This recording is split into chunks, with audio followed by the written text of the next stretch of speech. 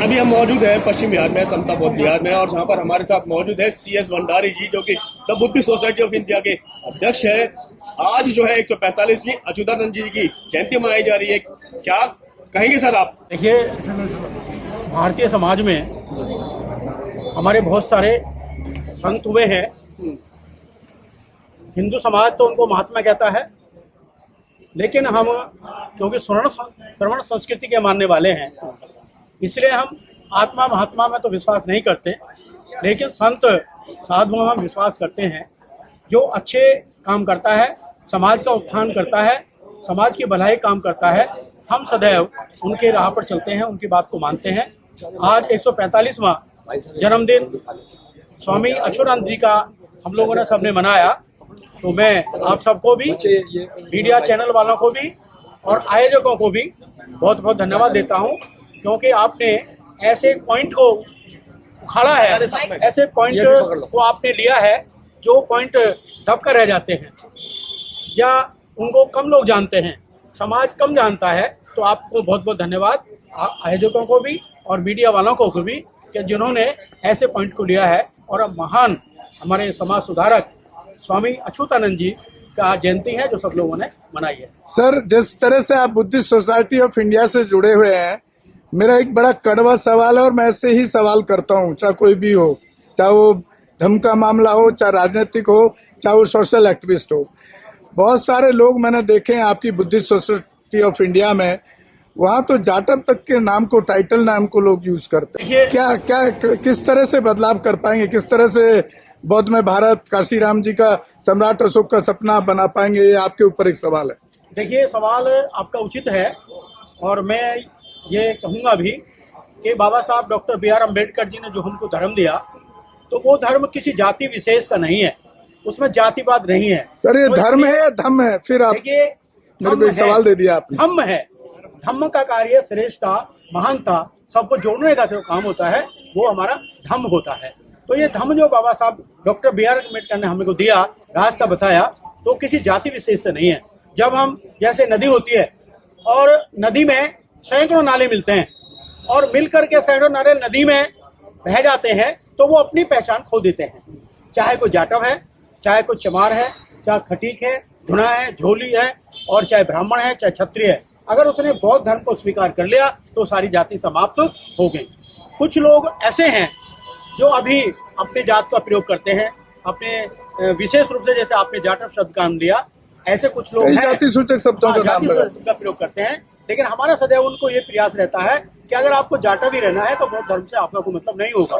तो इसलिए आप अगर बौद्ध धर्म को स्वीकार करते हैं, बाबा साहब की मानते हैं, तो आप जाटव शब्द को हटा दीजिए। तो लोग हटाने का प्रयास करते हैं और ये काम बड़ी तीव्र गति से होता आ रहा है। जैसे अभी आपने जाटव शब्द की बात करी, एक मैंने वीडियो भी बनाई थी इस पे चमार और जाटव को लेकर के, लेकिन लोगों का तथ्य जो है चमार जाति को सपोर्ट करना और जाटव को झूठा बताना। मतलब देखिए, जितने भी हम 100% शेड्यूल कास्ट, हम SC ST लोग हैं भाई, शेड्यूल कास्ट अगर 100% बाबा साहब की माने तो आज देश पर उनका शासन होगा, और बुद्ध धर्म को माने तो आज भारत में बौद्ध धर्म होगा।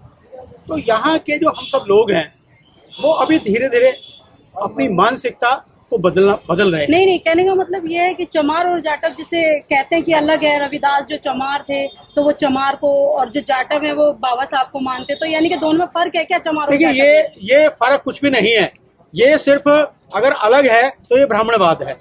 ब्राह्मणों ने हम सबको, हमारी ताकत कमजोर हो जाए, हम सबका संगठन ना बने, तो इसलिए उनको जाटव और चमार बांट दिया।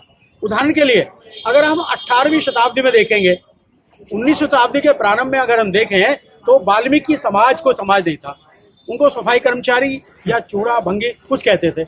लेकिन इन लोगों ने उसको वाल्मीकि से सब जोड़ दिया। वाल्मीकि जबकि ब्राह्मण है और कट्टा ब्राह्मण है और मनुवादी है, लेकिन फिर भी जोड़ दिया। तो अब ये जो काम है हमारे डिवाइडेशन का, हमारे विभाजन का, ये ब्राह्मण वर्ग करता है। सर, आप एक सोशल एक्टिविस्ट भी हैं, क्योंकि अगर आप समाज में काम करें, एक सोशल एक्टिविस्ट भी हैं।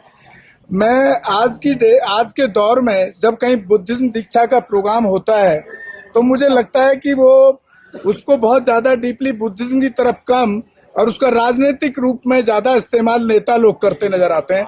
और ये समझ रहे होंगे मेरा इशारा किस तरफ है। देखिए, मैं एक बात बता दूं आपको। धम का काम तो धम की तरह होना मैं चाहिए बिल्कुल ना। आपकी बात समझ रहा हूँ। अगर जिसको राजनीति करनी है वो राजनीति करें।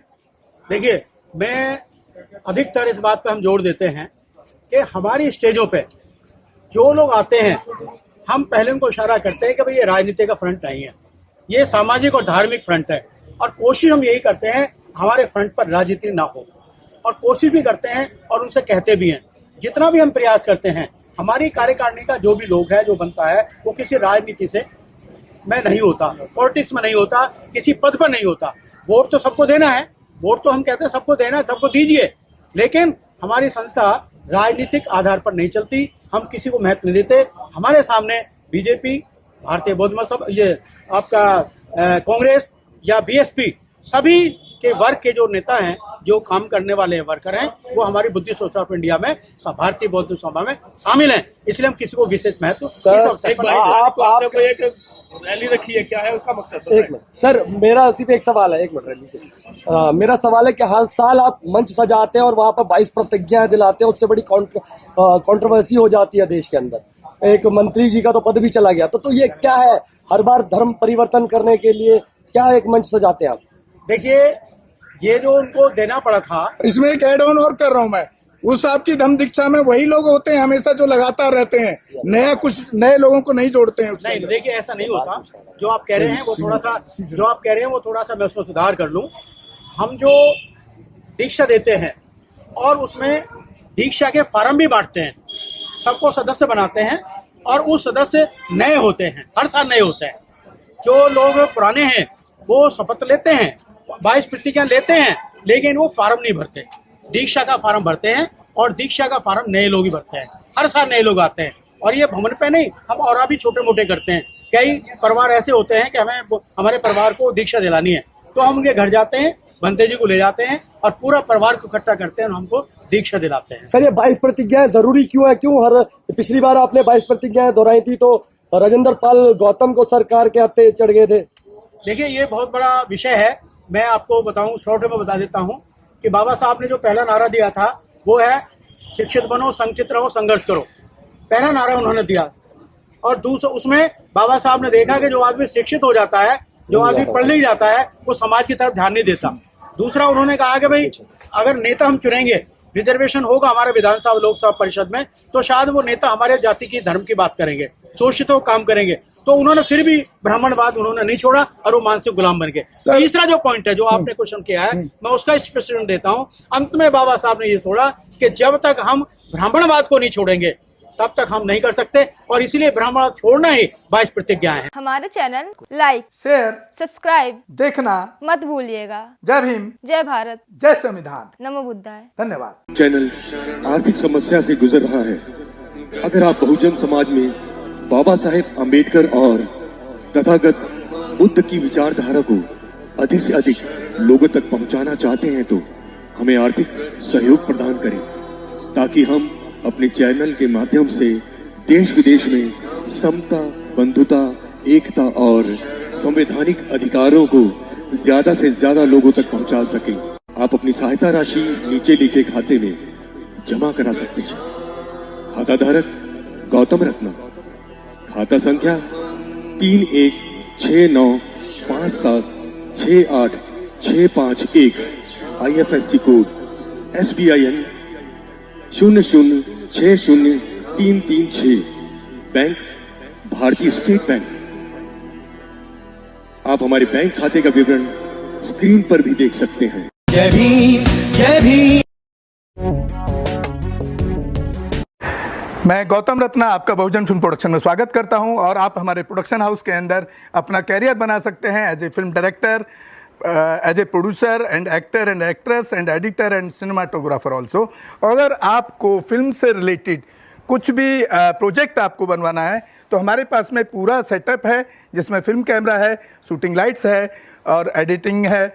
सारा A to Z एक ही जगह पर आपको हमारे यहाँ पर मिल जाएगा। तो दोस्तों, आप हमें कांटेक्ट कर सकते हैं हमारे नंबर्स पर 9810085714 और 8510005714। हमारे वेबसाइट पे विजिट कर सकते हैं www.filmserviceindia.com, और हमें मेल भी कर सकते हैं gautamfilmsproduction@gmail.com पर। धन्यवाद।